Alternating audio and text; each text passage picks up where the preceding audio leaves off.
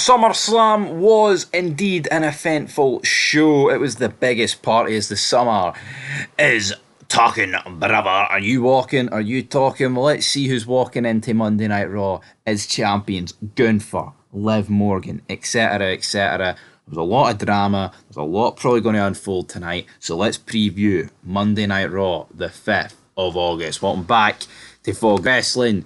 Make sure you hit that like button, hit the subscribe button, hit all the good stuff. Of course, we did a giveaway which will be revealed the winner in due course, or unless he's already done it, and then I'm going to look like an idiot here, but it's Monday Night Raw. It's the 5th of August. We're here to preview this show. I'll tell you what, I feel like for the first time in a long time, like there's actually like a bit of intrigue going into like a show. Obviously, you've CM Punk getting tossed by Rollins. You've got Gunther winning the belt. You've got the whole Dominic Mysterio turn. You've got Roman Reigns returning, albeit I don't think he will be appearing on Raw tonight, to be fair, but is what it is. There's a lot to look forward to. But again, does this mean that CM Punk is going to be now feuding with Seth Rollins going forward rather than continuing the feud with Drew McIntyre?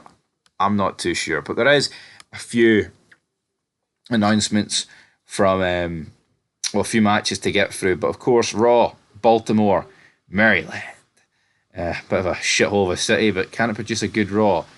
Who knows? But let's talk about the Wyatt Six versus Chad Gable and the Creed brothers. Right, a lot of people are sitting hyping this up.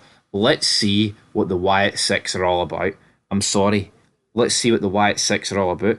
We've seen Joe Gacy, we've seen Dexter Lumis, and we've seen Eric Rowan God knows how many times. What do you mean, let's see what they're all about?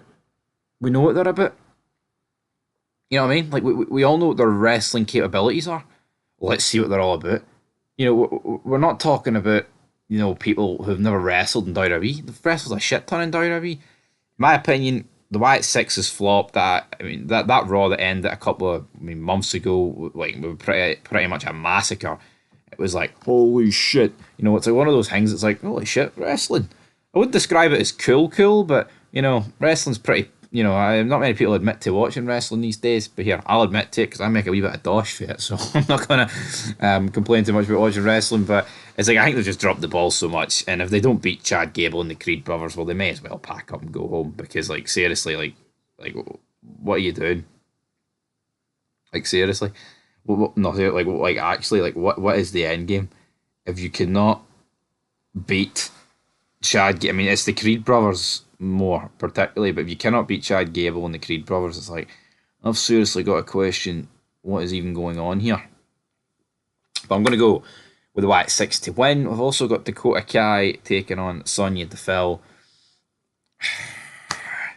Damage Control returned not too long ago. Not that a lot of people really gave a damn, to be perfectly honest, but they're back. They've returned. All that good. But I'm going to go for Dakota Kai to pick up the victory here. Even though she's the weakest member of Damage Control, I don't know. I just feel like you can't have Damage Control return and lose this match. There could be like a screwy finish in there. Who knows? New World Heavyweight Champion Gunther will be live. Imagine actually trying to hype up the fact that Gunther will be live. I mean, once upon a time in wrestling, it was a given, right? It was a given that these people, your champions, your newly crowned champions, would be appearing on the next show. I don't understand why in 2024 and recently, it's like, oh, you'll be live. That's a bullet point to tune in. That should be a given, folks. All right. Anyway, Gunther will be live. You want to suck on the nipples? Who knows? Will he be feuding with Priest going forward? Probably not. It'll probably be Priest against Balor. And yeah. But then you've got like Punk, McIntyre, and Rollins all on their own stuff. So we'll have to wait and see how that's going to go later on. That's for sure. CM Punk and Drew McIntyre are going to be live, apparently. So, what is going to go down there? Seth Rollins, obviously, screwing CM Punk at the victory. We'll see how it'll go. We'll see how it will go with CM Punk and Drew McIntyre. Drew McIntyre going to jump at a big bowl of haggis, Scooby-Doo, but aye. This will be good, but you know, see. Is it going to be a triple threat match? Not too sure.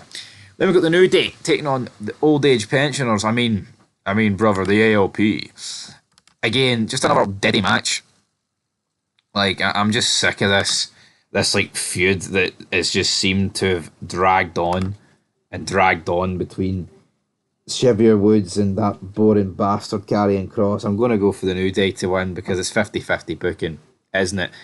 At the end of the day, we've got Awesome Truth against A-Town Down Under. Obviously, a SummerSlam, wee bit of beef between these crews because Jelly Roll was doing 15 knuckle shuffle. Big Jelly Roll, like, what a big fat bastard, but he loves his pro wrestling. I think he likes his Jelly Rolls a wee bit more, though. I'll go for Awesome Truth to pick up the win, because who doesn't beat A-Town Down Under? Here we go. Up next, Sheamus against Ludwig Kaiser. He got cheated last week, Sheamus, by Pete Dunne. But I don't know, Pete Dunne seems like he's kind of away to NXT these days, so maybe Sheamus isn't allowed revenge of some kind, so Sheamus is going to win. And then finally, what is going to be happening next with the Rhea Ripley and Liv Morgan story? Who really knows? As it's raining, heavy rain outside, but will it rain on Dominic Mysterio and Liv Morgan's party? Who knows? But there's a lot more to do with this.